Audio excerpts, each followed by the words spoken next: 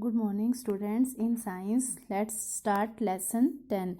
Revision of lesson 10. Lesson 10 is respiration in organisms. कि organisms में respiration कैसे होती है.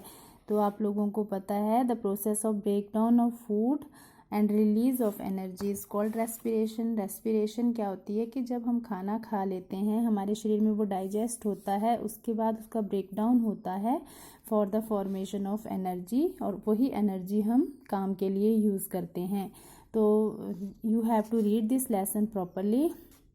आई am just giving you the outline of the lesson. मैं आपको लेसन हम रीड पहले भी कर चुके हैं, लेकिन आपको एक बार मैं दोबारा लेसन के बारे में बता देती हूँ. इसमें लेसन के बारे मतलब लेसन में जो आपको रेस्पिरेशन के बारे में जो मेन चीज़ें याद रखनी है वो क्या हैं.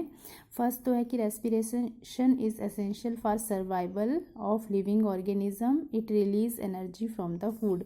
कि रेस्पिरेशन जो है सर्वाइवल के लिए बहुत ज़रूरी है. इसमें एनर्जी रिलीज़ होती है और उसी एनर्जी से हम कुछ भी काम करने के लिए एबल होते हैं. The oxygen we inhale is used to break down glucose into carbon dioxide and water. Energy is released in this process. क्या होता है कि हम सांस में ऑक्सीजन अंदर लेके जाते हैं और वो ऑक्सीजन यूज़ होती है जो हमने हमारे शरीर में खाना खाया है, ग्लूकोज जो पहुंचा है उसको ब्रेक डाउन कर देती है कार्बन डाइऑक्साइड एंड वाटर में, और इस प्रोसेस में एनर्जी रिलीज होती है. Then breakdown of glucose is occur in the cells of an organism. किसी भी ऑर्गेनिज्म के सेल में जो ब्रेकडाउन होता है ग्लूकोज का उसको हम सेलुलर रेस्पिरेशन बोलते हैं. और if the food is broken down with the use of oxygen it is called aerobic respiration. आपको बताया है पहले कि एरोबिक रेस्पिरेशन होती है in the presence of oxygen. And if the break down occur without the use of oxygen, अगर बिना oxygen के खाने का ब्रेक डाउन हो रहा है तो respiration is called anaerobic respiration. तब हम उसको कहते हैं एनारोबिक रेस्पिरेशन अगर रेस्पिरेशन जो है एब्सेंस ऑफ ऑक्सीजन में हो रही है. तो आपने हमेशा ये दोनों टर्म्स याद रखनी है. एरोबिक द रेस्पिरेशन या breakdown of food with the help of oxygen, and in anaerobic respiration the breakdown occur without the use of oxygen.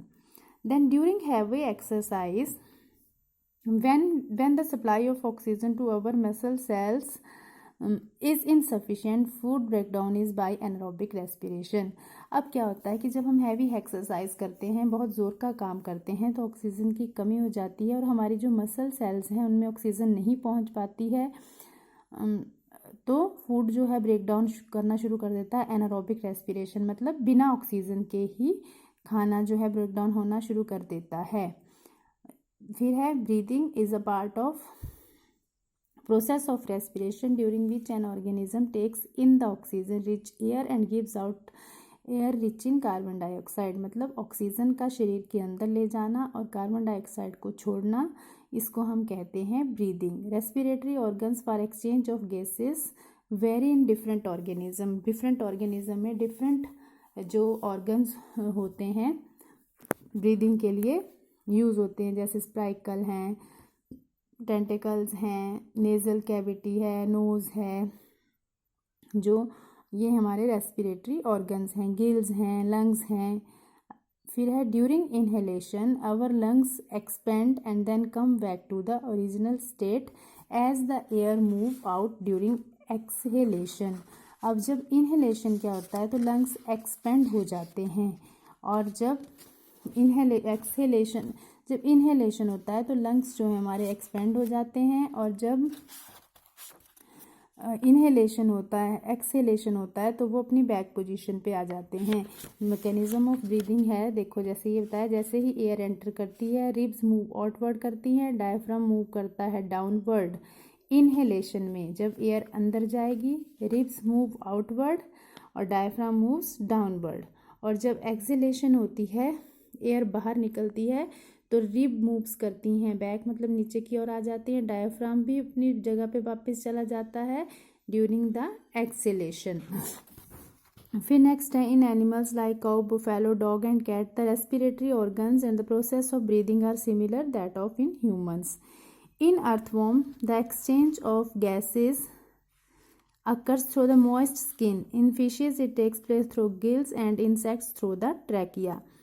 अब मतलब जो है एनिमल्स हैं, ह्यूमन बींग्स भी हैं, इनमें जो रेस्पिरेटरी ऑर्गन्स हैं वो एक जैसे होते हैं, लंग्स होते हैं। अर्थवॉर्म में मॉइस्ट स्किन होती है, स्किन के थ्रू ही जो रेस्पिरेशन ब्रीदिंग होती है। और जो फिशेस हैं वो थ्रू गिल्स करती हैं, और जो आपके इंसेक्ट हैं वो थ्रू ट्रैकिया। और जो in plants the root take care in present in the soil, leaves have tiny pores called stomata through which they exchange gases. Leaves में जो एक्सचेंज ऑफ गैसेज है वो थ्रू स्टोमेटा होता है। The break down of glucose in the plant cell is similar that of other living things, living beings. जैसे ही बाकी living beings में होती है ग्लूकोज की ब्रेक डाउन, वैसे ही ग्रीन प्लांट्स में भी होती है। तो आज आपने रीड करना है प्रॉपरली लेसन 10 और उसको अंडरस्टैंड करना है।